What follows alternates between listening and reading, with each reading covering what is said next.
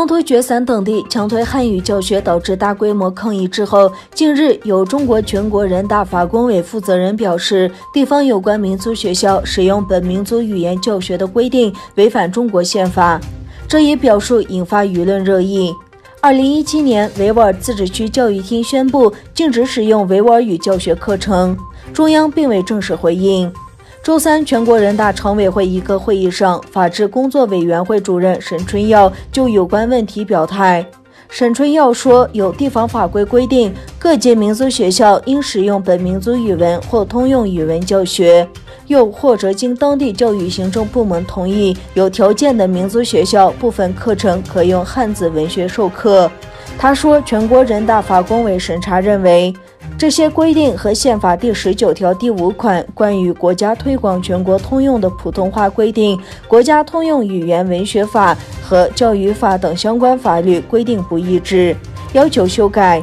观察家说，尽管中国禁止维吾尔语已经过去3年，但现在有提出法律依据，他打算将对维吾尔人的禁令扩大到中国的其他少数民族地区。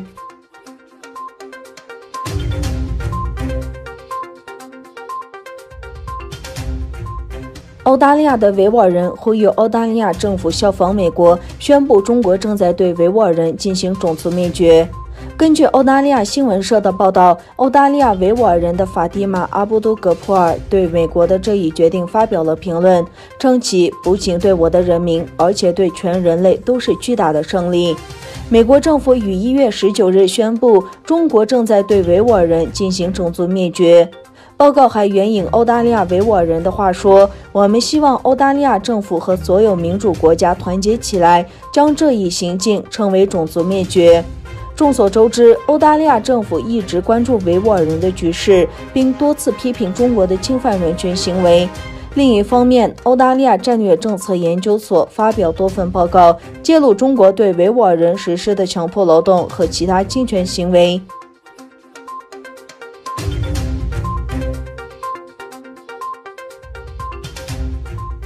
白宫星期一表示，在中美两国仍处于激烈的战略竞争之际，华盛顿正在内心地寻求与中国打交道的新方法。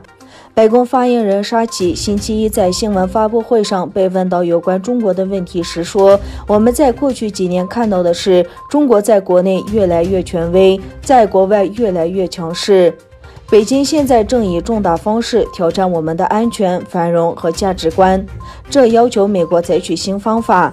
白宫新闻秘书沙奇说，拜登总统认为美国必须进行更好的防守，包括让中国对他所说的不公平和非法行为承担责任。在有关中国的政策问题上，拜登政府目前正在进行跨部门的评估，包括是否继续对中国加征关税，以及如何对待华为和中国移动等公司被摘牌等具体问题。沙奇说，就像美中关系的其他领域，拜登总统将采取多边主义的手法与中国打交道，包括评估对中国的关税。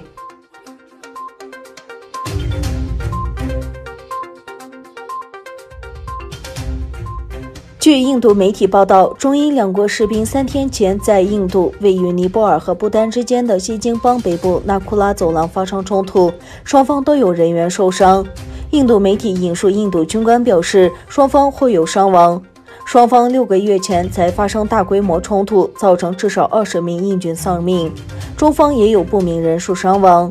两国之间由喜马拉雅山脉环绕的未规定的边界线，导致中印之间常发生主权争端。北京政府主张拥有被其称为南藏的印度阿努拉恰尔邦9万平方公里的土地的主权之际，新德里变成包括阿克塞钦高原在内的3万8千平方公里的区域被中国侵占。